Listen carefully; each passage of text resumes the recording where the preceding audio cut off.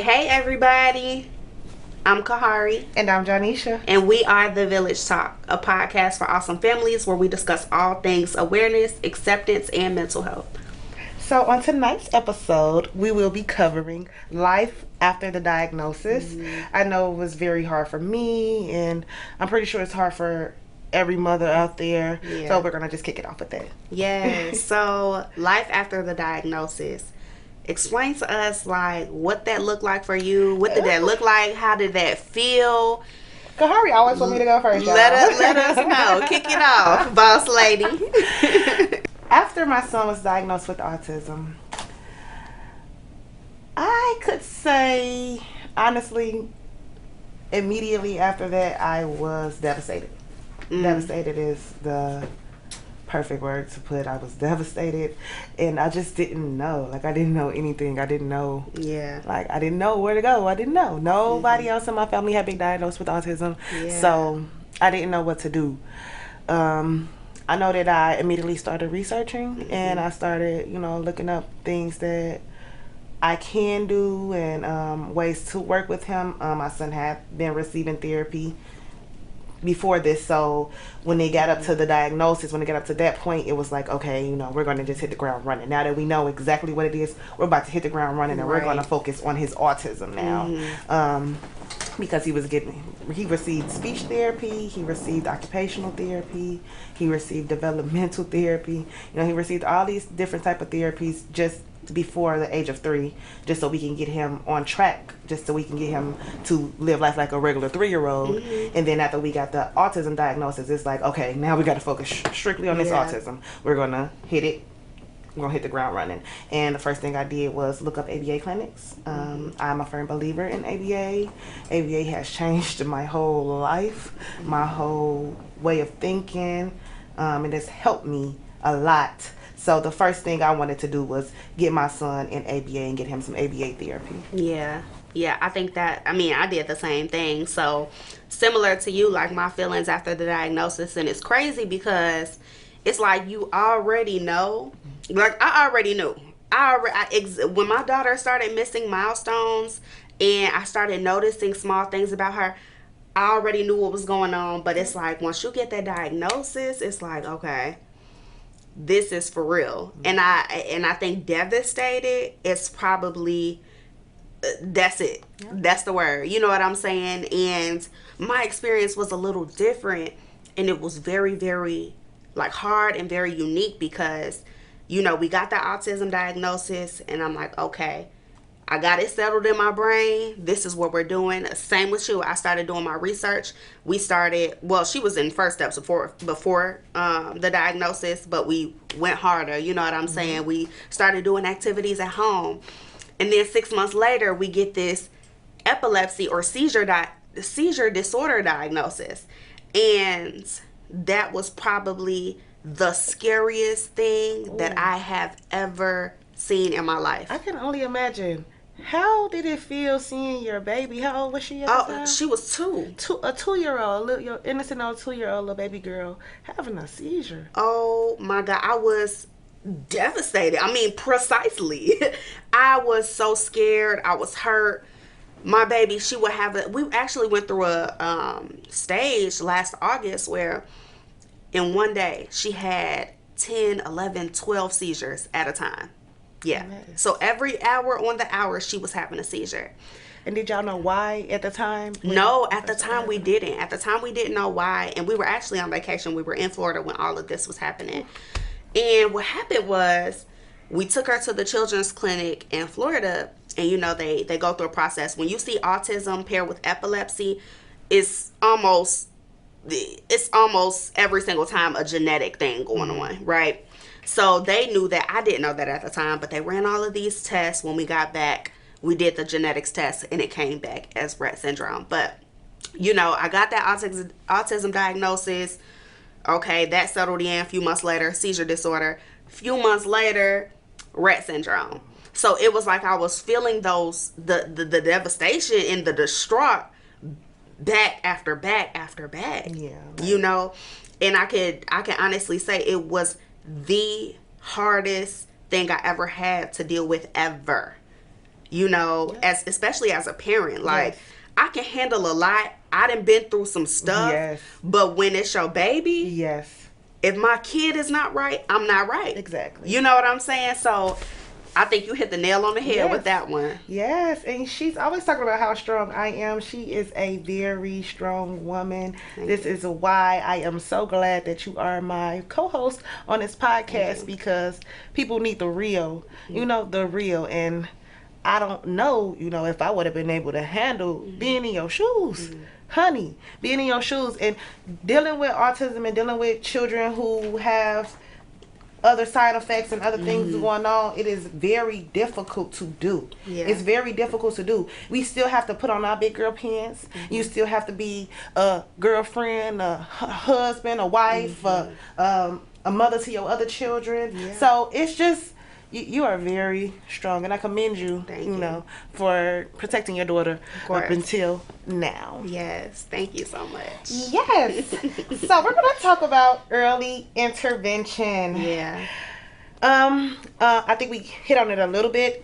First Steps was the first thing, the first door that opened up for me, point blank period. Yeah. First Steps covered all of the therapy, the occupational therapy, the developmental, and it started when my son was 3 months. For me, it started when my son was 3 months. So he received all these therapies from First Steps up until he turned 3 years old.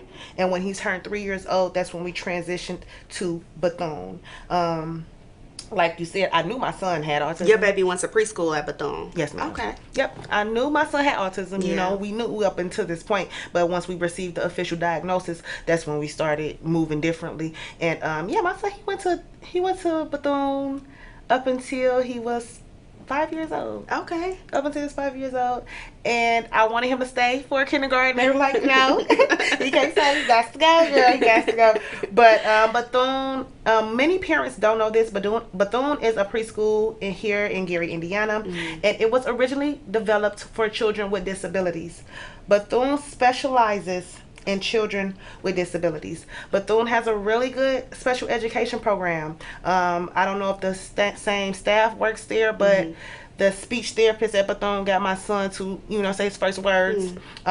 With the help of his teacher. Yeah. And me, I had to quit my job, but we got my son potty trained at Bethune. So Bethune had, it really did play a major role in my son's life and mine. I love Bethune. Yeah. Yeah. I'm glad you mentioned that. And you know, early intervention, like you said, we talked about it last week. That's important. And I know that a lot of parents, especially if you don't know, you don't have that diagnosis yet, it's hard because some parents experience denial. Some parents experience, you know, just a lot of different feelings. The stigma around therapy, they think it's something, you know, wrong with their kid if their kid is in therapy, or whatever the case may be. But, you know, we're just here to tell you that early intervention is key, autism or not. You know what I'm saying? If your child starts to miss a milestone, it's important to get that therapist involved, you know, regardless of anything. Autism or not. So if you notice that your baby is not picking up something and holding it up to her or him or his or her eyes like they should, then, you know, get on it. Anything that you notice different in your child, don't take it lightly. You know, get on it. Get on it. Was it it's a pretty easy process. Was it an easy process for you? To get therapy through First Steps? Yep, it's really easy. Yep. So the way you go about getting therapy through First Steps is you first want to contact your doctor. You want to let them know that you're worried or concerned about whatever the case may be, whether it be speech, whether it be fine motor skills, whether it be gross motor skills. Your doctor will evaluate your child and address your concerns, and then they will send you a referral out to a participating therapist or organization that has therapists for you. So super easy process. Yes. Yep. Okay, so let's get into ABA therapy now, since we're already on the therapy topic. ABA therapy is a very sensitive subject in our autism community, and I don't know why. I know for myself, I'm not going to try to change anybody's opinion on anything, you know, what you believe in. Like we say all the time, you are your child's first voice. If you don't believe in something and you stand 10 toes on it, Is that I believe in ABA, and I stand 10 toes on it. And I wanted to give the actual definition of ABA, because we are always getting, what is ABA? Are you opening up an ABA clinic? What is an ABA clinic? In every interview I've ever done, they always ask me, what is ABA? ABA therapy, or applied behavior analyst, is a therapy based on the science of learning and behavior. Behavior analysts help us to understand how behavior works, how behavior affects the environment, how learning take place. ABA therapy applies our understanding of how our behavior works in real situations. The goal is to increase behaviors that are helpful and decrease behaviors that are harmful or affect learning. I'm going to start right there because I hinted on ABA when I had spoke on teaching my son how to count with cars and dinosaurs and things. I was doing ABA therapy, That's and I didn't even know it. absolutely ABA therapy. It is. And I didn't even know it, you know. Some ABA therapy is good, some ABA therapy is not. But you being the mother, you knowing what the therapist is doing, you control the setting. You control, what your child receives. And I want to talk about positive reinforcement. How do you feel about positive reinforcement? I am all for positive reinforcement. That's actually, my daughter is in ABA. She goes to All Pieces Fit in if you're in Northwest Indiana, it's in Maryville. But right now we're trying to figure out, my daughter is still in the beginning stages. She's very unique in the way she approaches situations is unique. So right now we're trying to find the best reinforcer for her. Right now it's the tablet, which I hate, but that's what's working. So we're starting PECs with the tablet. Did your baby do PECs? Yes. Yeah. So we're starting PECs with the tablet, which is going well. But I'm in the process of trying to find toys that she's interested in, or something outside of electronics. So if y'all know any toys, let me know. Yes. But I want to go back to what you said. So I'm in a lot of special needs groups and autism groups, and what I notice is a lot of parents don't support autism or don't support ABA therapy because they feel like you're trying to overall, I guess, change your child and make your child adapt to the world rather than the world adapt to your child. And in some ways I understand, but for me and mine, if it's something that's going to help my daughter navigate through the world and navigate through the things that she's going to experience on a day-to-day basis, I'm all for it. Exactly. You know what I'm saying? Yes. And my daughter's therapists are awesome. And I heard good things about innovations and learning. Yes. I know that's where your baby went. Yes. Love innovations. Yeah. Loved it. And like you said, if it's going to help my child, my biggest thing was I wanted my son to be able to be independent. I wanted him to, when I leave this earth, I want to know that my child is going to be okay. Right. And that was my biggest thing. And a lot of parents say it's like training your child, but when you send your child to school, what do you think the teacher is doing? Training your child. Yeah, or being a parent. Exactly. That's training your child. Exactly. It's not, you have to. You can't just go in life without no guidance. Right. You have to get some type of guidance. Yeah. And ABA therapy is the right guidance, for children with autism in our situation. Not in every situation, but in our situation, ABA has worked. Yeah. Positive reinforcement has worked. My son, he eats a lot. He loves food. Was that his reinforcer? Food? I let them know right on the first thing, hey, no. We're not going to do food for positive reinforcement because he overeats. He really does. And I'm like, no. And they're like, but, we can give up some candy. No, we're not. I don't want him to be rewarded with sweets. I wanted him to adapt other ways. And he loves cars. Let's do that. Let's keep what he had going on. I don't want to introduce him to anything new. I don't want him to think that he can get rewarded for eating food, or he can get, anytime he does anything good, he's going to be able to eat a big old plate of food. So I said absolutely no to food being a positive reinforcement, and that was my prerogative. That's what I wanted, Yeah. So it goes based off of you as a parent. What you feel like is the best for your child, do it. Do it. Whatever you, mom and father, whatever you feel like is the best, do it. Not what nobody else is saying. Yeah. Yep. So how about, so we talked about therapy for our babies and how we can make them better. Now I want to, you have a very interesting like story around therapy. I'm an advocate for mental health. I'm an advocate for therapy. Yes. What did you do? Yes. I think it's awesome. So not only did I receive therapy, but not only did me and Dier receive therapy, my other boys received therapy as well. I never thought about, how they felt about Mm-hmm. having a brother with autism. I have an 11-year-old and I have a 7-year-old. We all have went through therapy sessions, and it has definitely helped us. It brings us all together. Really, I didn't even think to ask my kids questions, Mm-hmm. and the therapist in our therapy sessions brung those answers and brung those questions out of me and my children, and it really has helped them understand their brother having autism and how to deal with it, and how to Mm-hmm. deal with their peers and their friends and their family that's their age, how to deal Yeah. with it in that sense. I'm a very big advocate for therapy, Yeah. any type of therapy, every type of therapy, especially mental health. Mother, if you're not right, you can't be a productive mother. You have to Facts. get your mind right, because Mm-hmm. autism does play with, anything going on with your child does play with your mind. So you have to get Yeah. your mind right.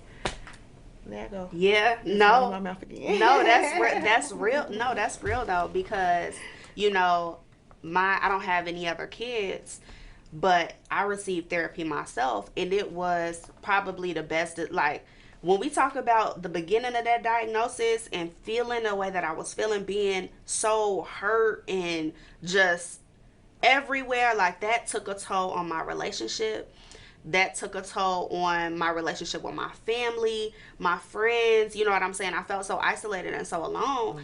And that, doing these sessions and going through therapy really did help me. It was nice to have somebody on the outside look in. You know what I'm Exactly. saying? And just Yes. give me guidance. And I think that was, you talk about me being strong. I'm a little stronger today, and Yes. that's heavily because of the therapy that I received last year. Yes. Okay.